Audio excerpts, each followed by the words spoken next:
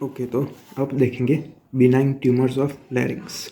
उसमें सबसे पहले नॉन नियोप्लास्टिक कंडीशंस होती है वो, उसमें ये दो टॉपिक्स देखेंगे। सबसे पहले वोकल नॉड्यूल और वोकल पॉलिप। दोनों का मतलब क्या होता है? Abnormal growth of the tissue. लेकिन इन दोनों में डिफरेंस क्या होता है वो देखते हैं। डिफरेंस और सिमिलैरिटीज़ भी क्या होती है वो भी देखते हैं। सबसे पहला डिफरेंस तो होता है एक साइज़ का, कि जो वोकल नॉड्यूल होता है उसकी साइज़ कंपैरेटिवली स्मॉल होती है, जबकि वोकल पॉलिप की साइज़ बड़ी होती है। जो वोकल नॉड्यूल होता है वो बाइलेटरल सीसाइल सीसाइल या इमोबाइल, ओके, बाइलेटरल सीसाइल होता है, जबकि ये यूनिलेटरल पेडंकुलेटेड होता है। एक साइड पे ही होता है, यूनिलेटरल होता है। अब इसकी साइट कहाँ पे होगी? तो साइट जो है वो दोनों की कॉमन है। ये हमारा वोकल कॉर्ड्स है, ठीक है। वोकल नॉड्यूल बाइलेटरल और सीसाइल था और उसकी साइज़ भी स्मॉल थी। अब जो साइट होती है वो कौन सी होती है? Junction of anterior 1/3 and posterior 2/3। तो अप्रोक्सीमेटली ये होगी। तो कुछ इस तरीके से प्रेजेंट होता है वोकल नॉड्यूल कि bilateral sessile at the junction of anterior 1/3 and posterior 2/3 of the vocal cord. जो वोकल पॉलिप था उसकी साइज़ बड़ी होती है, यूनिलेटरल और पेडंकुलेटेड होता है। साइड तो सेम ही है, anterior junction of anterior 1/3 and posterior 2/3। वो एक साइड में ही होगा और उसकी साइज़ बड़ी होगी ज़्यादा। ये होता है वोकल पॉलिप। अब साइट यही क्यों होती है? Anterior junction of anterior 1/3 and posterior 2/3। यहाँ पे हमारा वोकल प्रोसेस ऑफ एरिटिनोड होता है, ओके। यहाँ पे दोनों जगह वोकल प्रोसेस ऑफ एरिटिनोड होता है। इतना पार्ट है वो कार्टिलेजिनस पार्ट है और इतना है वो मेम्ब्रेनस पार्ट है ऑफ वोकल कॉर्ड। तो अगर हमें कहना होता है, हम ये भी कह सकते हैं कि it occurs at the mid point of the membranous part of true vocal cord, दोनों में, ओके। सबसे पहला क्या था? Junction of anterior 1/3 and posterior 2/3 of true vocal cord, पूरा मेम्ब्रेनस ऑफ कार्टिलेज, फिर या फिर mid point of the membranous part of the vocal cords. और तीसरा कहना होता है junction of anterior 1/3 and anterior 1/3 and middle 1/3।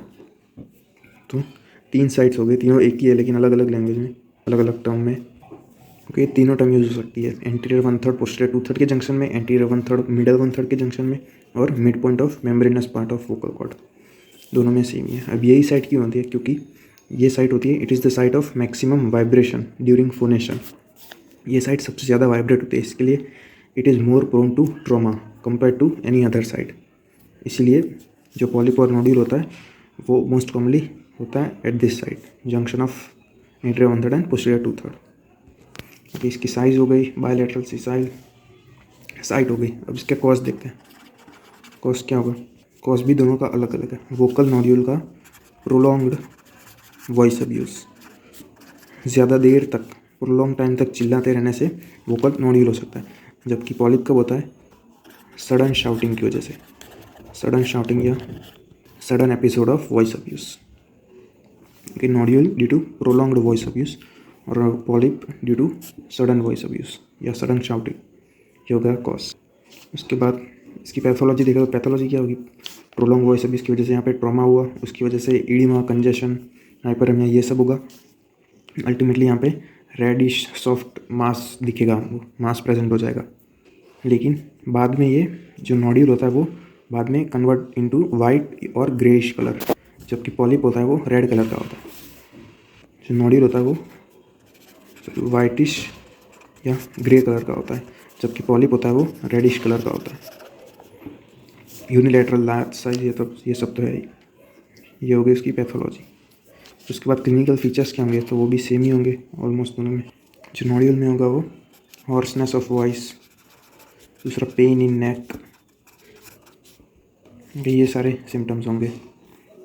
अब ये प्रोलॉन्ग वॉइस अब्यूज़ की वजह से होता है वोकल नोड्यूल, इसकी वजह से इसको दूसरा कहते हैं, it is also known as teachers nodule या फिर सिंगर्स नोड्यूल। टीचर और सिंगर्स नोड्यूल क्योंकि वो उनमें ज़्यादा देर तक वॉइस अब्यूज़ होता है, प्रोलॉन्ग वॉइस अब्यूज़ होता है इसकी वजह से। अब जो वोकल पॉलिप में के जो क्लिनिकल फीचर्स होंगे उसमें क्या होगा? ये सब तो होगा, साथ में उसकी साइज़ बड़ी होती है, उसकी वजह से स्ट्राइडर होगा, डिस्पनिया होगा। दूसरा एक स्पेसिफिक सिम्टम है वो है डिप्लोफोनिया, डिप्लोफोनिया मतलब डबल वॉइस। ये डबल वॉइस क्यों होगी? बिकॉज एक साइड में ही है वोकल पॉलिप होता है उसकी वजह से, और दूसरी साइड में होता नहीं है। इसकी वजह से जो फ्रीक्वेंसी होगी ऑफ वाइब्रेशन वो दोनों में अलग अलग होगी, और उसकी वजह से डबल वॉइस हमको सुनने को मिलेगी। Okay, diplophonia, specific symptom diplophonia. तो ट्रीटमेंट, वोकल नॉड्यूल को ज़्यादा ट्रीटमेंट की ज़रूरत पड़ती नहीं है। कंजर्वेटिव ट्रीटमेंट से ही ऑलमोस्ट हर केस में ठीक हो जाता है। अगर ज़्यादा साइज़ बढ़ गई नॉड्यूल की तो सर्जिकल एक्सिशन, और पॉलिप में तो सर्जिकल एक्सिशन करना ही पड़ेगा।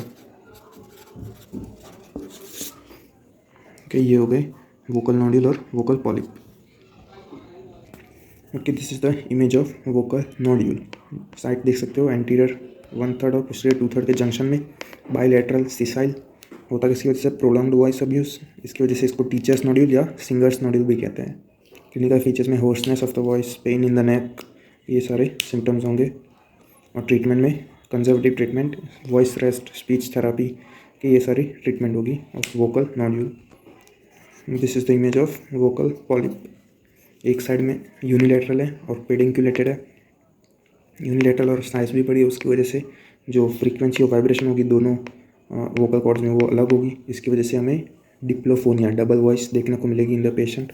साथ में strider, dyspnoea, hoarseness of voice, ये सारे सिम्टम्स भी दिखेंगे। और होता किसकी वजह से? सडन शाउटिंग या sudden episode of voice abuse, एकदम अचानक से ज़ोर से चिल्लाने से होता है वोकल पॉलिप। उसकी ट्रीटमेंट तो surgical excision along with voice rest, speech therapy, ये सब। लेकिन सर्जिकली एक्सिशन करना ही पड़ेगा इसमें। ये था वोकल नॉड्यूल और वोकल पॉलिप। उसके बाद थर्ड कंडीशन है वो है रिंकीस इडेमा। ये पहले भी एक बता दिया है, फिर से बता। होता कहाँ पे? In the Reinke's space. Reinke's space क्या है? एक सब एपिथेलियल स्पेस है। सब एपिथेलियल स्पेस, जो वोकल कॉर्ड का एपिथेलियम होता है उसके नीचे स्पेस होती है बिटवीन द म्यूकोसा या epithelium of the vocal cord and vocal ligament. इन दोनों के बीच में ये जो स्पेस बनी, दिस इज रिंकी स्पेस। वहाँ पे इडिमा हुआ, that is known as Reinke's oedema. Again इसके कॉज क्या होंगे? Vocal abuse, voice abuse, sorry, फिर स्मोकिंग। मेनली ये दो कॉज होते हैं ऑफ रिंकीस इडिमा। ट्रीटमेंट क्या होती है इसकी? Obviously surgical excision which is known as glottoscopy. लेकिन ग्लोटोस्कोपी का मतलब क्या होता है? जो इडीमेटस पार्ट होगा उसको रिमूव कर देंगे, लेकिन हम रिंकीस इडिमा में दोनों वोकल कॉर्ड्स के जो इडीमेटस पार्ट उनको दोनों एक साथ रिमूव नहीं करते। सबसे पहले एक वोकल कॉर्ड का पार्ट रिमूव करते हैं, फिर उसके 3-4 वीक बाद दूसरा सेकेंड वोकल कॉर्ड। इसलिए इसको बोलते हैं रिडक्शन ग्लोटोस्कोपी, रिडक्शन ग्लोटोस्कोपी। और अर्ली केसेस में तो स्मोकिंग स्टॉप कर देने से ही रिंकीस इडिमा क्योर हो सकता है। ये थी treatment. This is the image of Reinke space. ये दिख रहा है epithelial lining of vocal cord, squamous, stratified squamous epithelium होता है। और ये वोकल लिगामेंट है। वोकल लिगामेंट के नीचे वोकलिस मसल होता है। वोकल लिगामेंट और एपिथेलियम, उन दोनों के बीच में जो ब्लू स्पेस दिख रही है, blue colour space, this is known as Reinke space. यहाँ पे इडिमा होगा तो it is known as Reinke's oedema. इस तरीके का अपीयरेंस होगा वोकल कॉर्ड में। इडीमेटस वोकल कॉर्ड दिखेंगे बाइलेटरली। और इसकी ट्रीटमेंट क्या थी? Surgical excision, reduction glottoscopy. पहले एक साइड का रिमूव करेंगे, दूसरे बाद थोड़े टाइम बाद दूसरी साइड का रिमूव करेंगे। और अर्ली केसेस में स्मोकिंग स्टॉप कर देने से ही ट्रीट हो सकता है। ये था रिंकीस इडिमा। फिर फोर्थ कंडीशन है वो है कॉन्टैक्ट अल्सर। कॉन्टैक्ट अल्सर होता है क्या? ये सपोज हमारी वोकल कॉर्ड है, यहाँ एरिटिनॉइड की वोकल प्रोसेस से अटैच होता है। जब हम स्पीच प्रोड्यूस करते हैं ड्यूरिंग फोनेशन, ये हमारी वोकल कॉर्ड्स एडक्ट होती है, एक दूसरे के नज़दीक आती है। लेकिन जब अगर क्रॉनिक वॉइस अब्यूज़ हुई या सडन वॉइस अब्यूज़ हुई, शाउटिंग, उसमें से क्या होगा कि ये एरिटिनॉइड प्रोसेस है वो एक दूसरे से आपस में टकराती है, ज़ोर से टकराती है एक दूसरे से। उसकी वजह से क्या है, जो एपिथेलियल लाइनिंग होती है वो डिसरप्ट हो जाती है। एपिथेलियल लाइनिंग डिसरप्ट हो जाती है और फॉर्म्स इनटू अल्सर, इसलिए इसका नाम है contact ulcer. It happens because of voice abuse, which leads to hemming. Vocal processes of arytenoid hammer into each other, which leads to formation of contact ulcer. फिर बाद में ये जाकर ग्रेन्युलोमा भी फॉर्म कर सकता है। जिसमें पेशेंट की कंप्लेंट क्या होगी? Clinical features, hoarseness of voice, फिर desire to clean the throat, excess desire to clean the throat, along with there will be pain in the throat. ये सारे क्लिनिकल फीचर्स होंगे। तो ये था कॉन्टैक्ट अल्सर। उसके बाद इंट्यूबेशन ग्रेन्युलोमा, इसके नाम में ही है इंट्यूबेशन और ग्रेन्युलोमा। ये होता किसकी वजह से, जब हम इंट्यूबेशन करते हैं फॉर एनी डायग्नोस्टिक प्रोसीजर या कोई भी इंट्यूबेशन करते हैं, तो अगर वो प्रॉपरली नहीं हुआ तो देन एरिथनॉइड कार्टिलेज की जो एपिथेलियम थी या वोकल कॉर्ड की एपिथेलियम थी वो डिस्टर्ब हो जाएगी, एपिथेलियम वो डिस्टर्ब हो जाएगी, again it will lead to from ulcer. लेकिन यहाँ पे इंट्यूबेशन की वजह से हुआ है, इसलिए इसका नाम इंट्यूबेशन ग्रेन्युलोमा। जैसे कॉन्टैक्ट अल्सर में भी बाद में जाकर ग्रेन्युलोमा फॉर्म होता था, इसमें भी बाद में ग्रेन्युलोमा फॉर्म होता है, इसकी वजह से इंट्यूबेशन ग्रेन्युलोमा। और इसकी जो साइट होगी वो posterior part of the vocal cord होगा, posterior part of vocal cord दोनों में। और ट्रीटमेंट में क्या होगा, voice rest plus speech therapy along with surgical excision या रिमूवल ऑफ ग्रेन्युलोमा, ये होगी ट्रीटमेंट।